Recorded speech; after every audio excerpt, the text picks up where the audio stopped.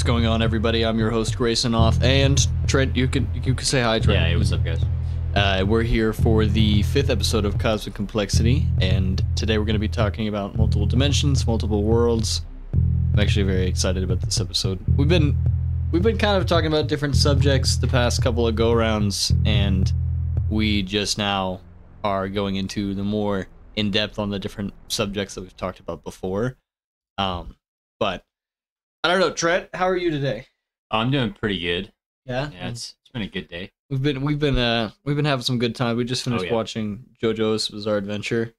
We watched the episode with the poker guy. I was showing Trent that episode because it's one of my favorite episodes. It has nothing to do with multiple dimensions or anything, but I thought it was a great episode. Yeah, I need to get into that show. Seems like a pretty good show. So I mean, I think it's a solid, solid 4 out of something. But yeah, maybe 4 out of 5. That's stars? 4 out of 5 stars for the whole show itself. But I guess we could just kind of go right into it. This episode is kind of a loose subject. We were kind of going back and forth before we started recording because we were like, are we talking about multiple dimensions? Are we talking about multiple worlds? Yeah. I mean, multiverse. There's a lot of layers to it. I think loosely, just to kind of lay the ground of the conversation before we get into it, I would say multiple worlds are like, so if we say multi-worlds, like I feel like I'm talking about in the same universe, if here, or like in the same galaxies, and of course it's ever expanding and it's infinitely moving, and so if I say world, other worlds, I'm referring to like worlds besides Earth that are inhabiting people. I think that's an interesting conversation we can have. Multiple dimensions. We're talking about like what were you saying? There's 3.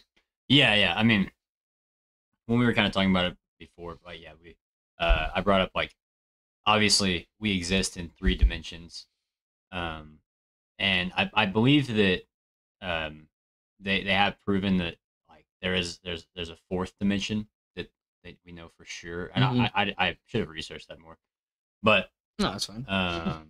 But I think that a lot of like physicists and scientists believe that there are other dimensions that exist beyond our 3 dimensions. But so we talk about a dimension we're talking about besides the 3 that we can understand. Yeah, like length, width, height. Okay. Yeah. All right. Or you got like a line, and you got like a square, or you got a cube. Okay.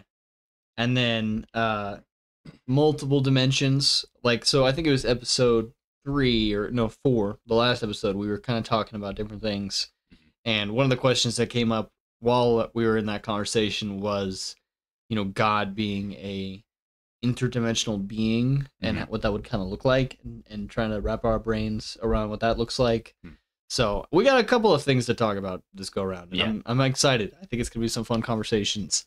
I mean, I'm down to start with just we've established before, we're both Christians. So God, under our understanding and belief, at least speaking for myself, I'm not sure, but he is all sovereign. He is moving and breathing through all things, is living through all things, and at least I believe like he is in control of all things. Yeah. So do you think under that umbrella that God is and will be, is constantly sovereign, sovereignty, under that sovereignty, do you think that God is a multi-dimensional being?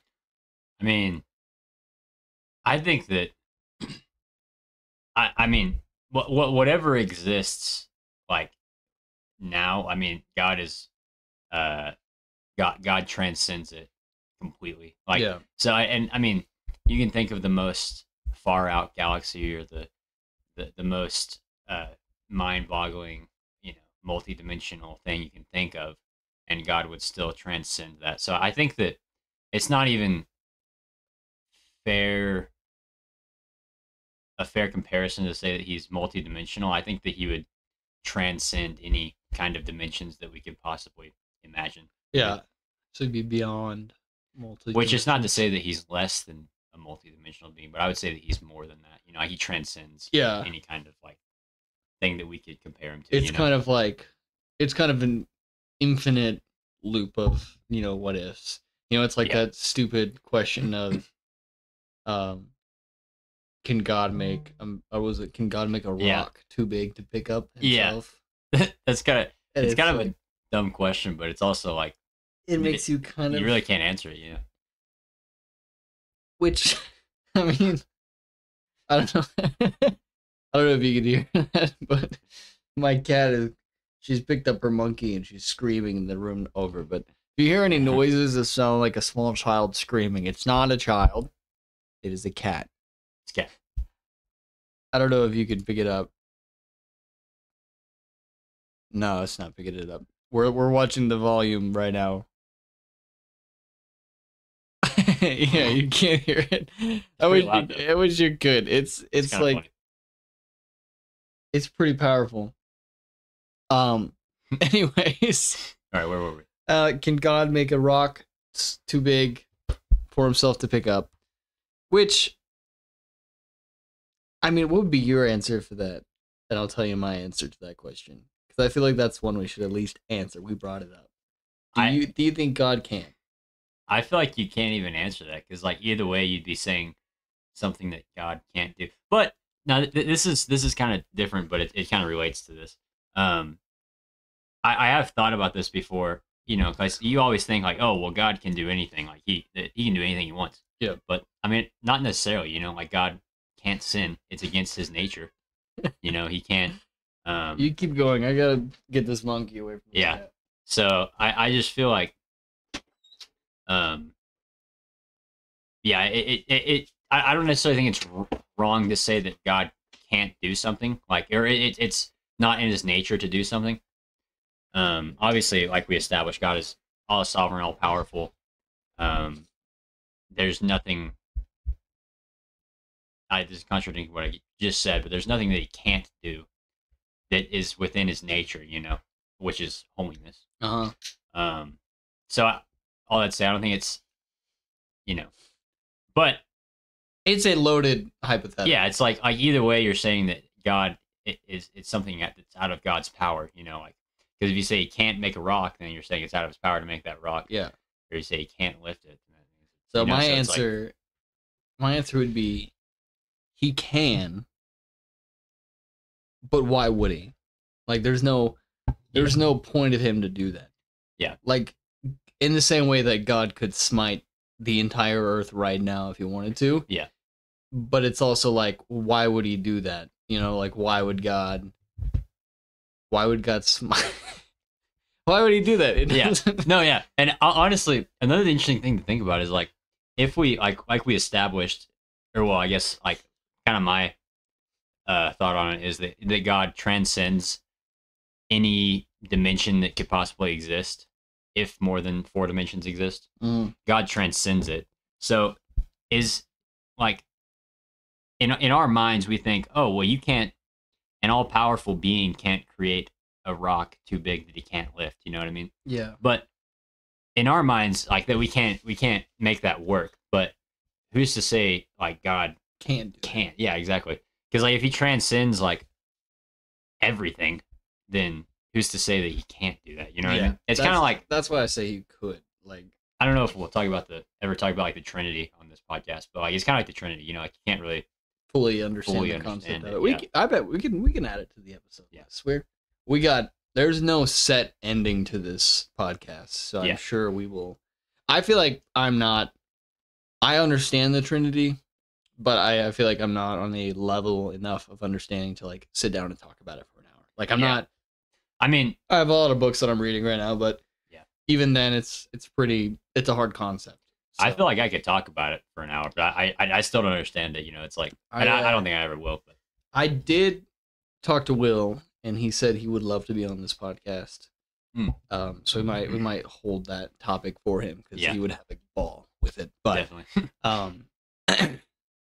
yeah, I think in order for that, the question of like, is he a multi-dimensional being? Mm-hmm. I think in order for that to be a question worth answering is if we believe in multiple dimensions in the first place. Yeah. And also, I think relevance is an important factor in that. It's like, what's the point of even talking about this? I think it's a silly concept, but it also gets your brain kind of working and trying to understand it. But I think there are multiple dimensions, at least to an extent, like that we can understand. And I do think God transcends those things. Like, there's definitely in dimensions is a loose term, but like God is able to speak with us and interact with us in ways that are more than physical. Like, I feel like that's an interesting kind of way of looking at it. Like, God is spiritual. Yeah. God, there's a spiritual dimension, if we understand it in that sense. Like, I feel like he is able to communicate with us through that, or even just through physical things. Yeah. Like, I think there are some things that happen in your lifetime, whether over time or like actual things happening in front of you, where it's like, oh, this is crazy. Like, I've had multiple times where I've almost been like killed, and I was like, if this was just slightly over, I would have been dead. And it's like, okay, like that's pretty. I think that's a pretty clear sign of like God and his hand kind of working in that way. Yeah. Like when my house flooded, Ranger was on a table, so she was above the water. That was electrified. Oh gosh, that's crazy. Like, yeah, and also like Grant didn't get electrocuted. And yeah, because he like stepped in the water. He did before he even realized it was flooding. And like, if any of those wires were exposed, or like if there were any junction boxes or anything that would have been like in the water, he would have been dead. Like it would have been, because they didn't turn the power off. He still had the lights on and everything. Like I like told him to shut the power off. It was the first thing I said. Was like, do not step in the water. He's like, already did it. And I was like, you idiot. Yeah. But like even that, like, okay. Yeah. And that's, I think it's a blessing, and that's, the physical aspect of God interacting. Yeah. So I say, like, based on the knowledge that we have with our tiny little human brains, I would say God is an interdimensional being. But then that kind of brings like, okay, well, if there's multiple worlds, like not in space, but in like dimensions, like multi-world dimensions, like multiverses. There's a universe or a different world dimension where I picked up this cup and I put it down, and there's one where I didn't do that, and there's one where I picked it up and it exploded, and there's one where, which I mean, I think that's I can't gather the concept of it, but there's like a idea that if you can think of a world, it's happening. Like that's the idea of it. Like there's a multiversal world or whatever. Yeah. Where we're both sitting down and recording a podcast called Cosmic Croissants, and we just talk about croissants, and that's it. We don't talk about anything else. Yeah.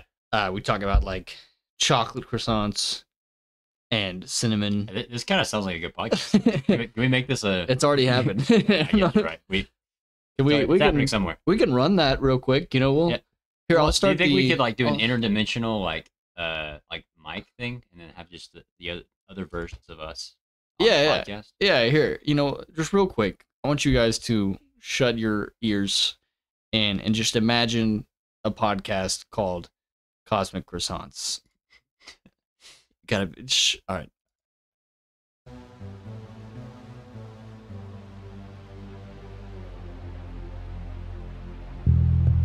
What's up, guys? I'm your host, Grayson and I'd like to welcome you to Cosmic Croissants.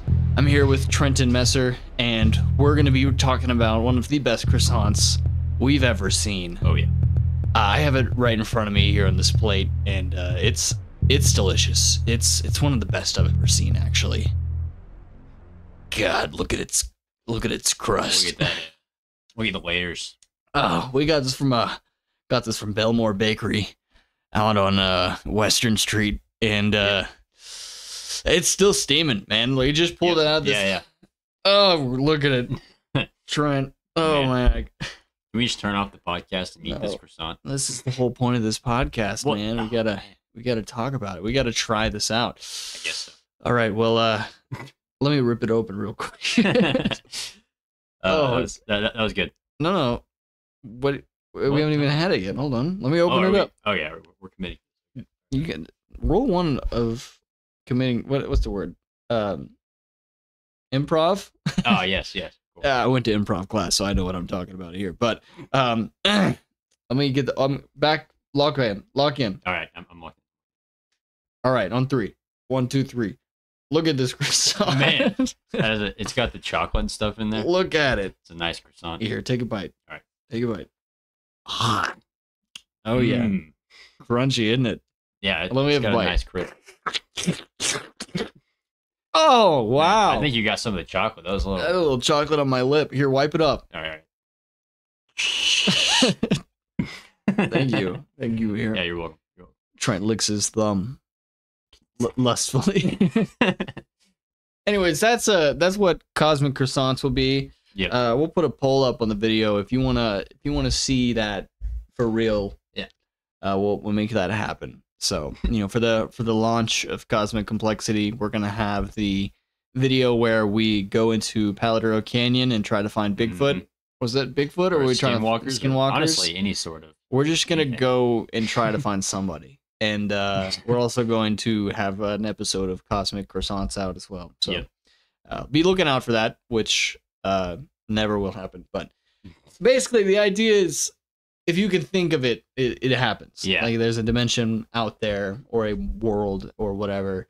I feel like we're jumping around the word for that. Like the correct use, is it multiverse? Yeah, I mean, I feel like that. I mean, I guess all the MCU and DCU movies have kind of popularized that word. But I feel like that's the accurate word for it.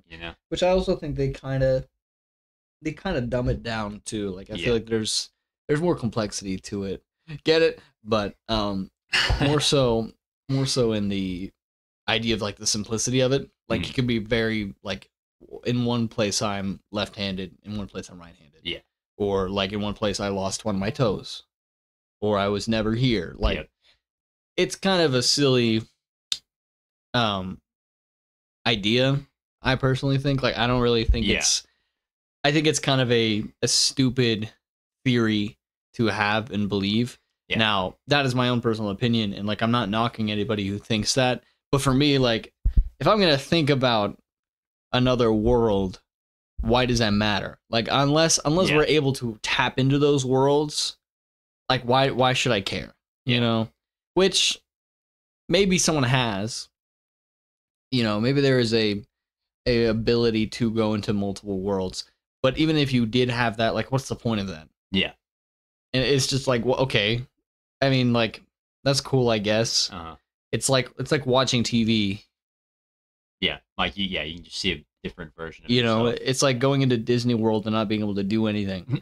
You're just kind of there. Yeah, like it's not cool. All right. I mean, I kind of see the like thought process behind it. Like, oh well, what if I, went to Cane's instead of Chick-fil-A, or what if I did? I see like the thought and like how like the butterfly effect and how one choice can change all this crazy stuff. But I feel like if we're like coming from our worldview as like Christians, and like we both established that we like believe in God's sovereignty and He's all powerful and orchestrates history. So I think coming from that worldview, I just don't see any way that I can that I can reconcile a multiverse with that, because if God is ultimately orchestrating history, then like there is no other dimension where we did A instead of B or whatever, so I don't think it's, I think it's too like I feel like it is against what we believe to think that, or even need to think that. Like I think it's pretty easy to get caught up in that like what if kind of idea and mindset of like, okay, but what if I did this differently? What if I said this to this person and now they're like still my best friend? They're still here forever, and they're still like, or what if I kissed this girl at this time? Or confessed my feelings for her, and then they kind of get in this like mindset that this world isn't as good as it could have been, and they're they kind of start to look at everything with this weird melancholy, like I don't like it here, and I wish I was in another dimension. It's like when Taylor Swift said she wished she was in the 1930s, but without the racism. You know, Mhm. it's a stupid statement. Yeah, because it doesn't exist. Yeah. Which that's the point. I get it. Okay, I know. I know it's not supposed to be taken seriously. I'm just making a pop culture reference that is currently 4 months late. But Yeah, in April that was a pretty current little pop culture moment there. yeah, it's good reference. Who knows what we're going to be doing in July? Oh my Well, the gosh, world might be on the way fire. things are going, who knows? We don't even know. But Yeah, but I think as Christians, I think it's fair to be like, absolutely. I don't think multiple dimensions exist or multiple worlds. yeah, At least I don't think there's a point for that. Um, I think that God is very clearly oriented and orchestrated everything in our yeah, world, and there's no definitely. need to fear that or think that there'd be something missed. No, And I think especially if you look back in your life and you look at how perfectly everything has worked out, even in the bad things, like you can still see that hand of just perfectly orchestrating everything for yeah, you. for sure. And you know, just your decisions that you make and how they affect you and how the people around you affect you and how when you need someone the most they're there for Mhm. you. I think that you know it's very clear that God's sovereignty is taking care of us even amidst, you know, the different awful things that have happened. Yeah, Like take 9/11 for example, an awful thing. mhm. But since 9/11, airport security is like peak. Like Yeah, there is no if, ands, or buts. Like yeah, we are very important. Like we make sure that everything is secure. yeah, Like people who are in airports, if there's any sign of aggression or like they will be kicked off the airplane. Like I think that that is a very clear like if it hadn't have happened, we wouldn't have learned from yeah. that. And And actually, a really now that you bring that up, like a cool example of that, like in the Bible, would be the story of Joseph and his brothers. I don't know if, I mean, I know you're familiar with it, but if you're mhm, not familiar with it, basically, um, Joseph was the youngest of 12 brothers, and their father favored Joseph the most, and he gave him a coat of many colors, all this kind of stuff.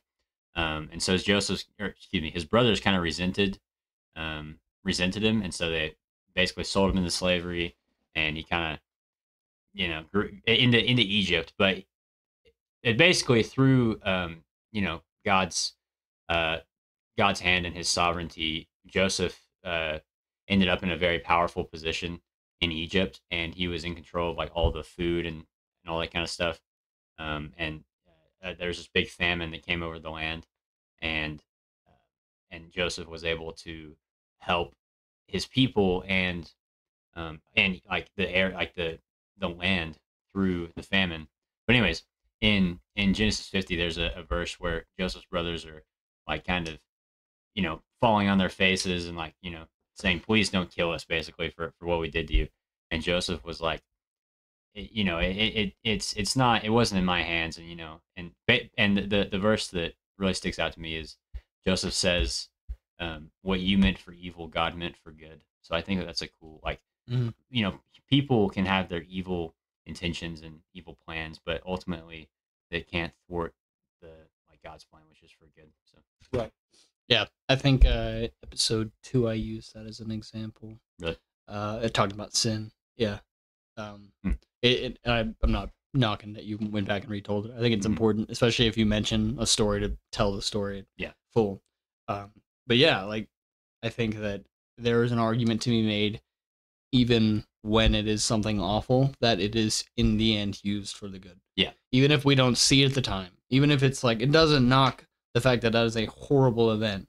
Like no Christian is saying, "Well, God used it for good, so it's a good event." No, that's not what we're saying at all. We're saying that despite the evil of this world and yeah, despite the broken, sinful humanity is, God still uses that for His glory and for His good. yeah, And I think that is something that only a sovereign God can do. yeah.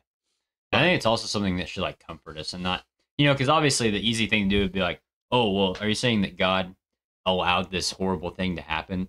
I mean, I don't think that we should necessarily view it in that way. We should view it in the way that like the world is broken, and it's not God's fault the world's broken. yeah, And so we should see it as like, take comfort in the fact that God is working all things together for for His glory and for good ultimately. So, and I've also heard like people who are in that argument of like, well, God allowed this to happen. It's like, sure, I guess, but what do you define as allowed? Like, does God allow you to live and be here? Yeah. So are you saying God allowing this event to happen, how dare he?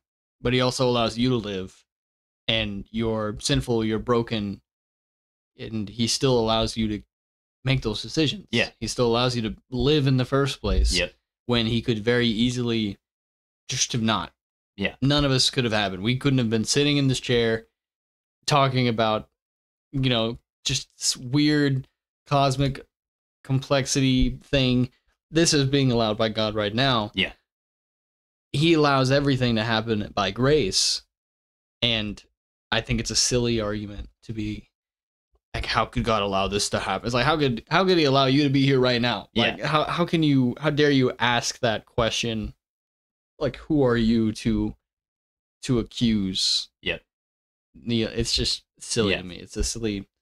Like, you're the created being. You're not. Like we mentioned, like, God is transcendent. He transcends all things, and like, there's no way we could possibly understand His mind or His intent. Like, well, I mean, obviously His intentions we can understand, but we can't fully understand the depths of His knowledge. So, like, who are we to speak back? Yeah. Which a lot of people relate that to like a child and their father. Yeah. And then, like, you created this child.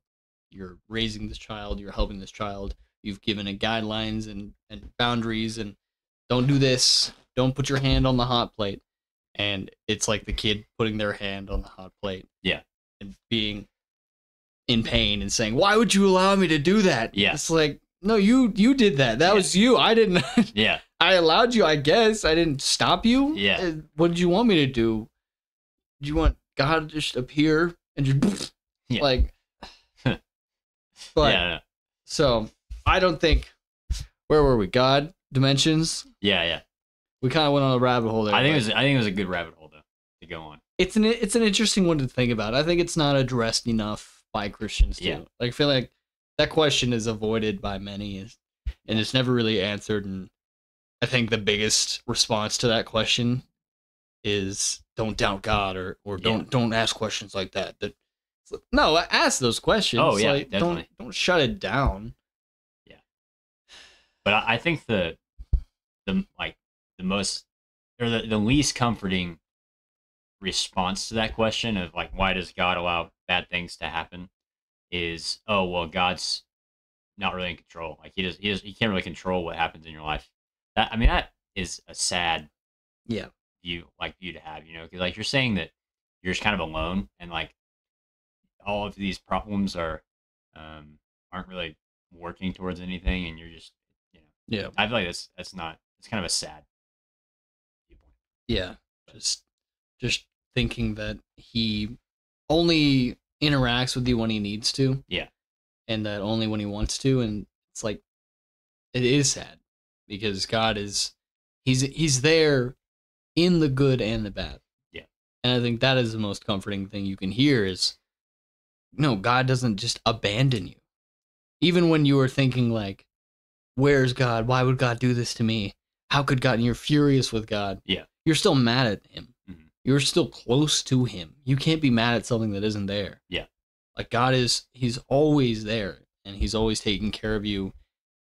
And I think a great, reminder of that and a great chapter to kind of look at that idea of being in the worst place and still understanding that God is providing for you in some shape or form is Job. Like Job's whole chapter is one of my favorite because when I was going through hard times, I would remember like Job and how faithful he was. Yeah. Despite God giving all of the control to Satan to do whatever he wanted to Job. And I'm not sure if Job is a actual person. Uh-huh. I think if you read the chapter, it's pretty evident that it's more of a sort of an illustration. Yeah, an illustration. I'd say the best. Because if you read the chapter, it starts off with like a view of heaven, Yeah. of God and Satan, and they're talking about Job, and he's like, "What about this Job man?" And yeah, I'm not sure who wrote it. And I don't want to speak for who wrote it. Yeah, I've definitely heard that. This is another rabbit hole. I've heard that like viewpoint of it's not like an actual event that took place, but I don't know where I fall on that. To be honest with you. Well, it's hard to say it was an actual event because who wrote down God's conversation? Yeah. Now, God breathed in it, and it is believed that in the church, when they established the canon, they believed that this was a book to be left in the Bible. Yeah. So the lessons in the Bible, that were the lessons of this chapter, and the way it showed God's glory and God as a character and his character. Yeah. Not like a cartoon character, but like himself and who he is and how he is and his emotions and personality, his character, like a character of a man. It lined up with the Bible. Yeah. So they assumed that it was like, okay, this is an actual thing to be put in the canon. Yeah, for sure. But also, I don't think it's there's no way that someone heard God saying this conversation. Yeah. Unless it was just, divinely revealed to them in some way. But which is a possibility. Yeah. But it's a loose one. Yeah. It's hard to. Well, I mean, but that's how all the prophets wrote all their, but right. Like they say, "Thus saith the Lord," then So you think like whoever wrote Job was like, "Thus saith the Lord." Satan and God were in heaven, and Satan said, "Hey yo, the homeboy Job down there, and it looks like he's living it up. Let me fuck him up, please." And God was like, "All right, brother, go for it." Yeah. You think that's I'm not saying it's again, we're talking about how great this chapter is. Yeah. But I do wonder how it came to be. I need to look into that. I'm sure there's another episode. Yeah. Where did Job come from? Yeah. I definitely want to talk about the canon in one of these episodes. Yeah, definitely. That's another thing that I'm trying to understand more before we go into it. Mm-hmm. But there's so many things. Yeah. That is the R.C. Sproul actually has a good chapter on it in the Everyone's a Theologian book. Yeah, I read it. Oh yeah. It left me with more questions. Really? Yeah, it was a good chapter, but I think there was one part in it where he writes like God is sovereign and he is in charge of everything. Yeah. And so we can trust the church and the decisions the church made were good because God is sovereign. He wouldn't allow it to be any different. Yeah. And like I don't disagree with that, but also there are things that churches do that God allows that aren't good. Yeah. If you look at all of the different churches that are mega churches with the drum lines hanging from the ceiling and during the Christmas, and you look at the Mormons who did change the Bible and they added to the Bible. Yeah. You take the Catholics who also changed the Bible and added to the Bible. Yeah. God allowed that to happen also. And so it's hard for me. And I need to I think I just need to look into the history of it more and how the church established that like canon. Yeah. But yeah, I want to be like transparent with that. Like I was like, that's not enough for me to be like okay with it. Yeah. And understand like this is what the Bible is and know fully. Mm. Not saying it isn't. Yeah. I do think God speaks through the Bible, and I do think that it's very evident when you're reading something that is breathed in with spiritual and you can hear God in that. Yeah. But also that kind of left me with like, okay, I get it, but also that is still not enough for me to be fully confident for sure in it. Like, not to say that the Bible doesn't provide great knowledge and is a beautiful book that I love to read, but I want to know historically how it came to our language, because I do believe in the Bible. I do believe in the Hebrew and the Greek, and I do believe that those scriptures originally were written and are the Bible. Yeah. But also the books in the Bible, sometimes the canon is a mystery to me. I need to look more into it. Yeah. But I think it's a fair lesson for other Christians who are listening. Like, when you run into a question like that, something where you're like, okay, I don't know if that's fair. I think some Christians look at that and they turn around and they're like, well, time to find a new religion. It's like, no, look into it. Like, research it. Yeah, for sure. All of my hard questions I've found an answer for. Yeah. And it was based on me just actually putting my boots to the ground. Just like, oh, well, I got a doubt. I guess I just give up, But like, you should like question your doubts. You know what I mean? Yeah. Like, and like, okay, why am I having this doubt? And then assess it, and then research. Yeah, like figure it out. Like, I'm not doubting this book. Like, I'm not saying I don't believe in this, but it's more so I want to know how God like did this. I want to know how he orchestrated this book to get to this point. Yeah. I want to see that.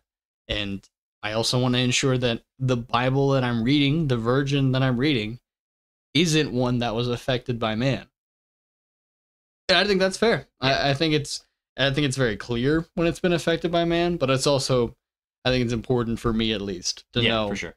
The Bible that I'm reading is actually what God intended, not what man intended. Yeah. But man, we dude. So is God a multi? Oh man, yeah, we really did. But it was good though. That's kind of the point of these kind of sitting down and talking. It's not.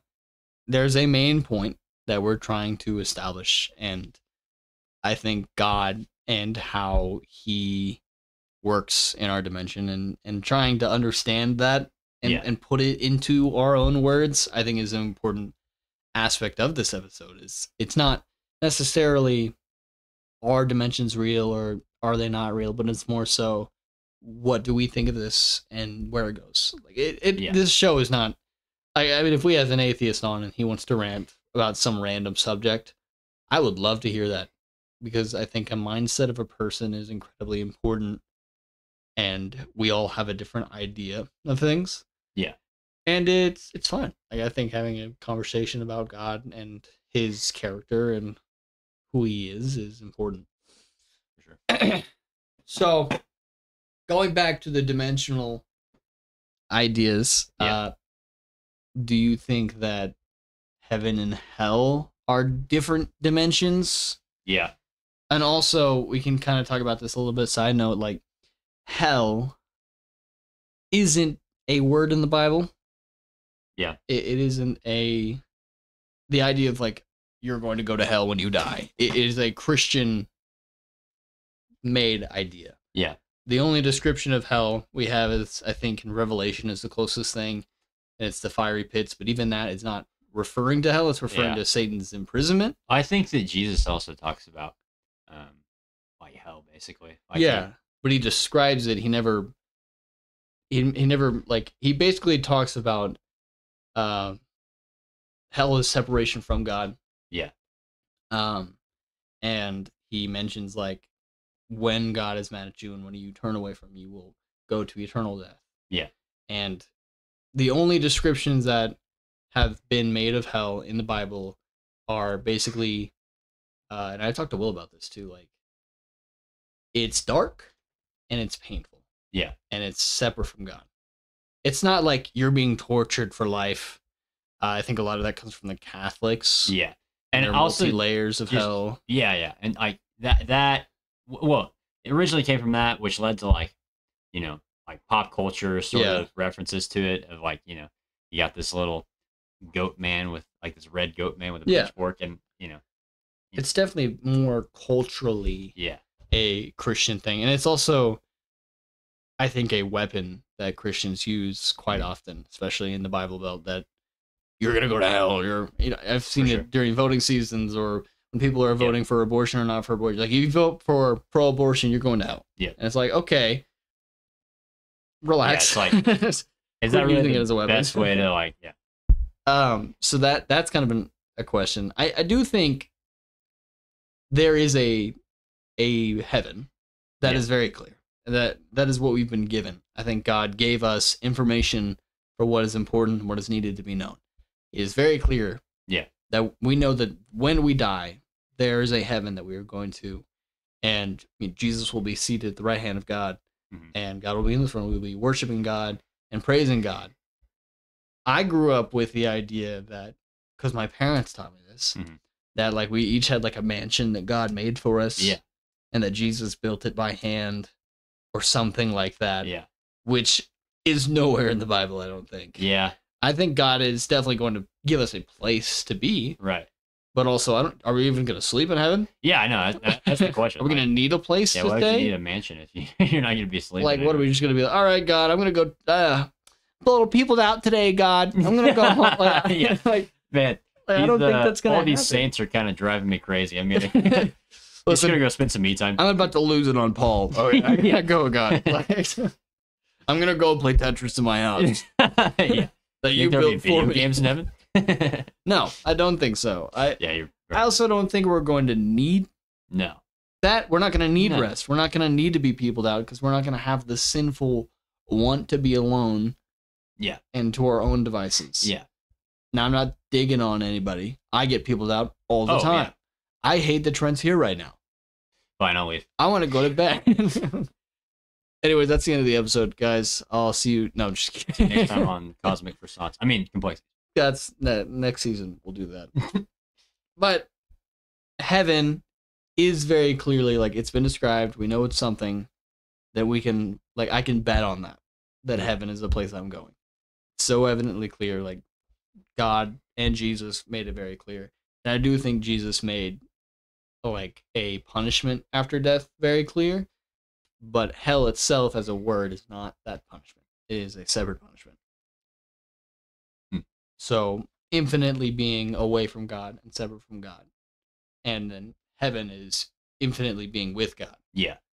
So infinitely in pain and darkness and whatever death is. Yeah. Because for us, as Christians, we believe when we die, our spirit is lifted up and it goes somewhere. Yeah. But when you die and you're not that, like, what happens? Yeah. And I do think it is a scary concept. Yeah, no, it is. And I'm not saying that I agree with this because I really don't know, but there is a theory, like some people believe that instead of sending unbelievers to hell, their souls are just, like, God just eternally destroys their souls, like, and they just don't exist anymore, basically. Mm-hmm. I some people do believe that, but I don't know if I would subscribe to that. I still need to kind of research it some more. I never heard that idea. But no, I think that I don't know. I'm kind of lean more in the traditional way that, like, hell is a real place and heaven's a real place. Obviously, they're both, like, spiritual places. Yeah. But I think that, like you said, hell isn't going to be this, giant fiery pit with different layers of, like, how bad you were, or, like, and, it's not really ruled by, I mean, okay. This is going to sound crazy, but hell is ruled by God. You know what I mean? Like, Satan's not down there with the, on a throne, like, ruling hell. He's like, he's hell's first prisoner. You know what I mean? Yeah. So, like, but like you said, I don't think it's like the kind of your typical, like, kind of pop culture description of it. I think it, like Jesus describes it as, like, there'll be weeping and gnashing of teeth, and I basically, like you said, eternal death and, like, separation from God, and, like, it's just, which I wouldn't even say ruled, because I think it's God intentionally puts you there when you die. Mm-hmm. Like, when you die, and God says, "I do not know you. You are not my son. You are not my daughter," and he turns you away. He doesn't take you to heaven or whatever that looks like. Whatever that first initial when you die, where you go, who you talk to. There are this is like some loose theories, but the most that we can comprehend, that there are 3 different dimensions that we can go to when we die. There's a in-between space, which is the answer to, say, someone had a heart attack and they were dead for a minute. Yeah. And they came back to life. That's why they didn't go immediately to hell or immediately to heaven. They were in the in-between state, where their spirit wasn't being claimed by anybody. It was just there in that space.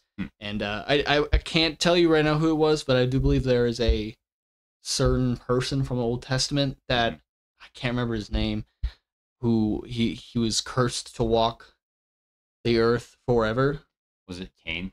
It might have been Cain, and the theory is that he is in that space. Yeah. Because his body is decayed and he's at a point where he is just in that realm of infinite in between. And there's no life or death to him. And then there's heaven, where you meet with God, you're there, and then there's where you are away from God. Mm-hmm.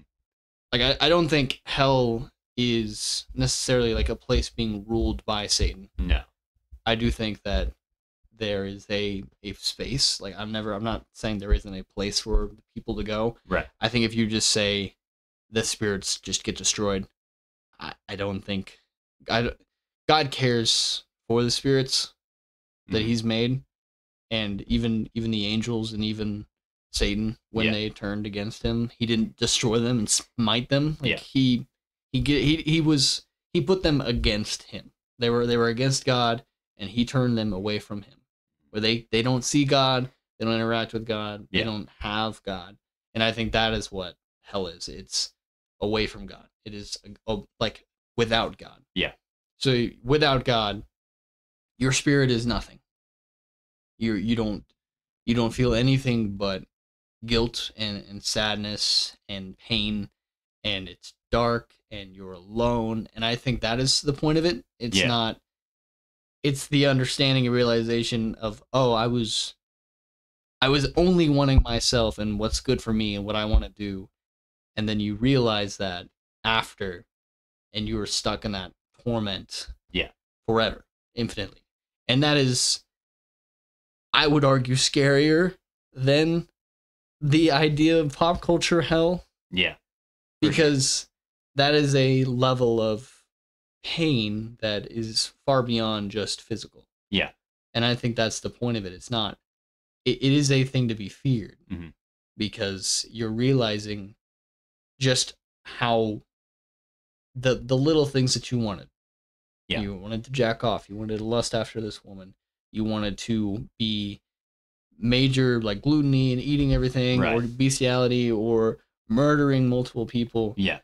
Like those are sins against God. And they were also sins that God was very clearly warning us about for our own good. Yeah. God doesn't want us to be in that space. But when we ignore God, we turn away from God, that's where we end up. Yeah. That's what I think. But I think it's very evident that there is a space like that, because Jesus is very clear about it.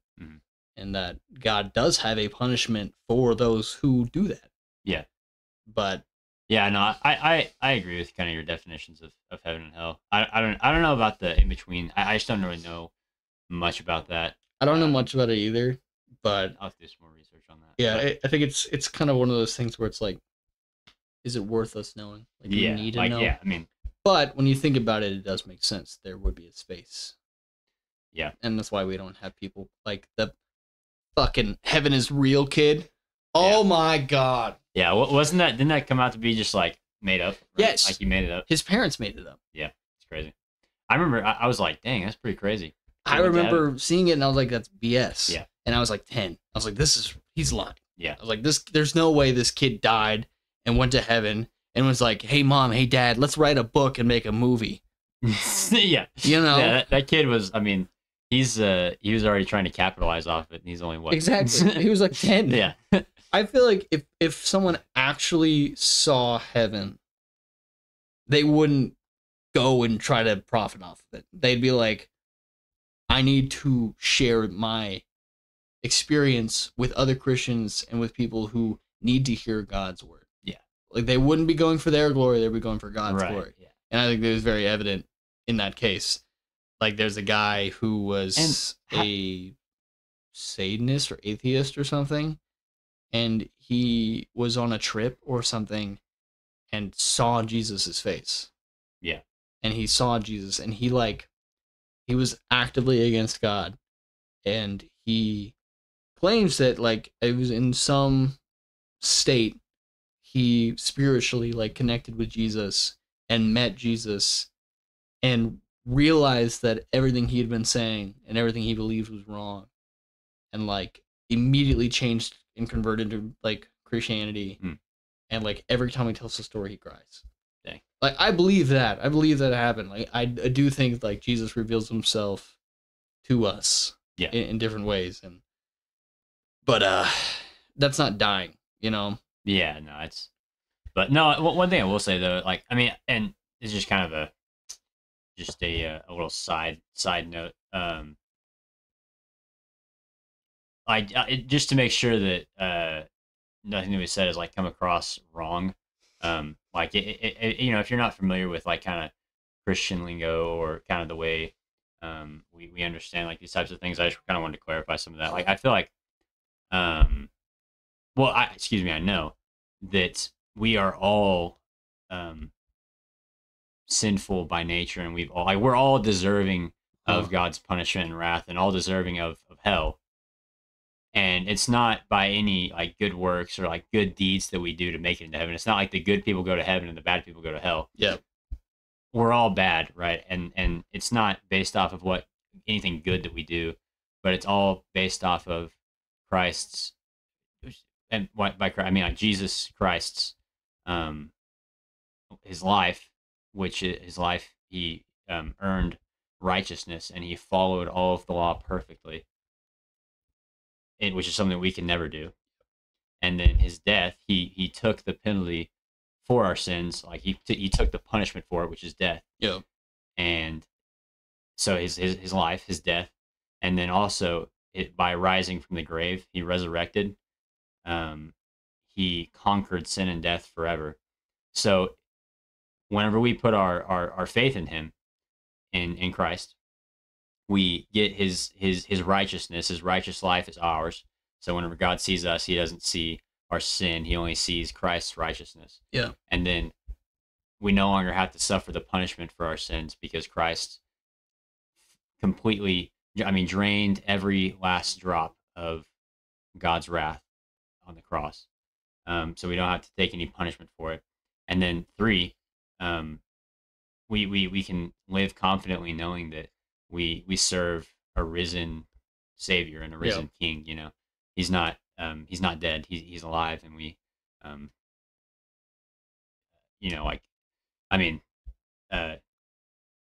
we have a living hope, which is Christ. So just to clarify, I don't want anybody to think that we're like oh, like all the you have to do all these good works to go to heaven, because that's not the case. Like no, we can't be saved by good works. So yeah, and the Bible makes it very clear that the 10 Commandments and the way that God initially explained to us how to live, they're not like, if you don't do this perfectly, you're gonna go to hell. Like and I think that's a very major misunderstanding of Christianity.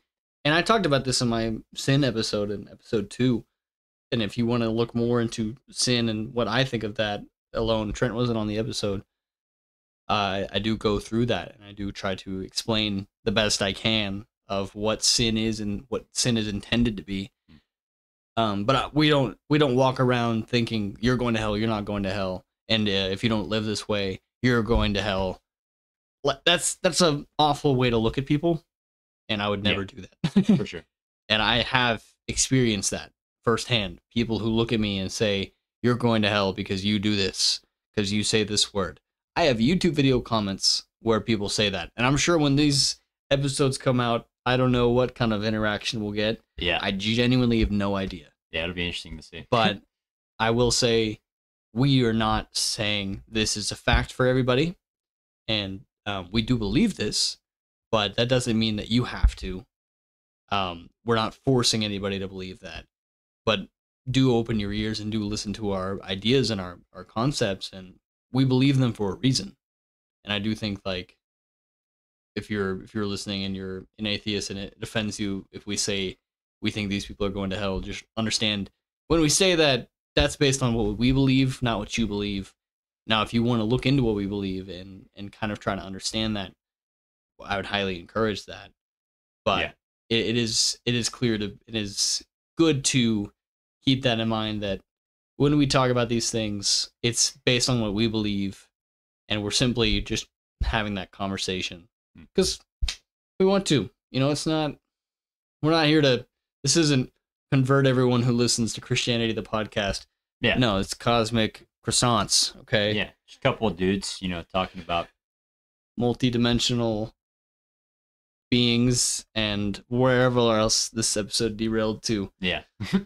But yeah, just we do love people, and we don't just look at everyone and think they're going to hell.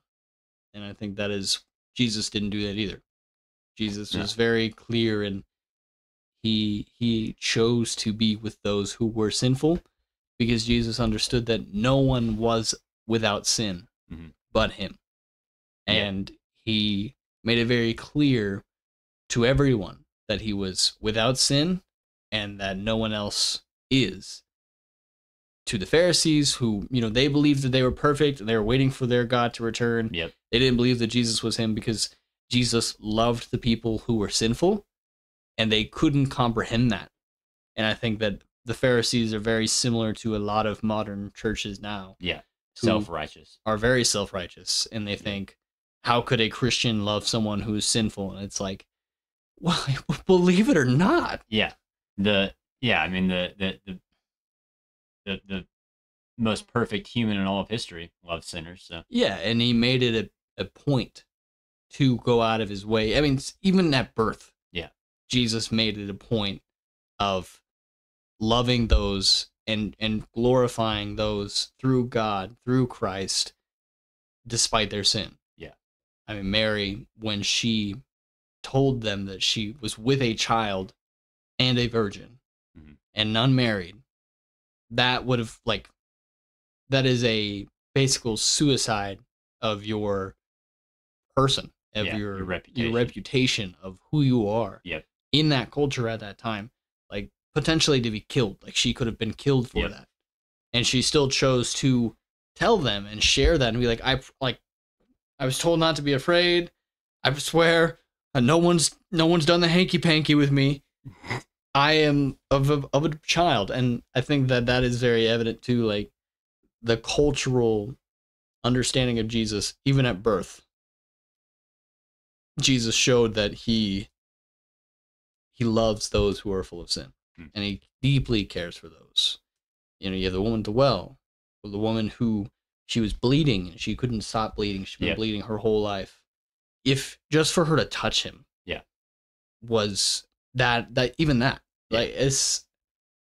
Jesus was a prime example of love and caring for the sinful. And if you're a Christian and you look at someone who is sinful with disgust, you're not living a Christian life, and you're not someone who I would love to talk to. No. But on this episode or on this show, hey, but we still love you. Yeah, exactly. And I do love hearing different Christians' aspects and ideas, and I am excited to eventually start getting guests on the show. Yeah. I do think we need to kind of get a little more used to the roundabout of it, and I think this is our second episode together, but I think once we get to that point where we can kind of start learning how to interact with each other, I think then we can start adding guests on. But I do want to make it clear, when we talk about these things, we're not simply just saying this to convince anybody. We're just sharing. In the same way, when we have an atheist on, he can share or she can share whatever they want to, or a Mormon, or a Lutheran, or agnostic, or a flat earther, or that is the point of the show, is simply to share that. So if you're listening to this and you're slightly offended, just know that that is not the point of this episode at all. And it was more so just, what do these two Christians think about multidimensional worlds? And now we're at a completely different end. Yeah. Than the start of the conversation. Wait, we made it back around though. We kind of went in a big weird circle. Yeah, it was like an infinity 8. But I think to end it, I don't think multidimensionals are a thing. I don't think we. I mean, I think that. Well, okay, if we're talking dimensions, as in I think heaven and hell are dimensions. Yeah. Well, I mean, if we're talking dimensions, as in one dimensional would be just a line, on a graph, or like, and 2-dimensional would be like a square. 3 would be, you know, the reality we exist in. You know, I think that it's a possibility that more of those types of dimensions could exist, like you know, interstellar type type stuff. You know, like multiple dimensions, like, you know, 4, 5, 6 other, like, you know, dimensions. But I don't think that other like realities or worlds exist. I mean, of course, other than like a spiritual world, but I mean, so our answer is yes, but no. Yeah. Maybe, but no, like multiverses. I don't think. Unless, maybe, we should probably get someone who has a better understanding of this. Probably. We'll look into that. Yeah. I joined a bunch of Reddits, and I'm gonna start sending out messages here pretty soon where I'm like, hey, if you're interested, email this, and then we can kind of start to go through some people. Yeah. And see if we can get some guests on the show, because there's no certification for this. I do think that if I meet somebody and I like what they think and I want to hear them talk about it, I think it's perfectly fine to have them on the show, and I would like to. So we're working on it. There's definitely a lot of steps it takes to it, and also a lot of boldness. It's intimidating for me to be like able to convince someone to come on the show when there's no proof of how it will do. Mm-hmm. We have no idea. Every time we sit down to record, it's fun, but it's also kind of terrifying. So, but with that, thank you guys for sitting down, driving, working, studying, or whatever you're doing, and helping us ponder the ideas and understand the complexity of the universe. And I hope to see you again, or hear you again, or smell you again. So, with that, Trent, do you have anything you want to say? I don't think so. I think we got it all. With that, thank you guys so much for listening. And if you enjoyed the episode, subscribe and comment. I would love to hear what y'all think as well. So, with that, adios and have a good one. Trent, say goodbye to you guys. Say goodbye. Goodbye. Bye.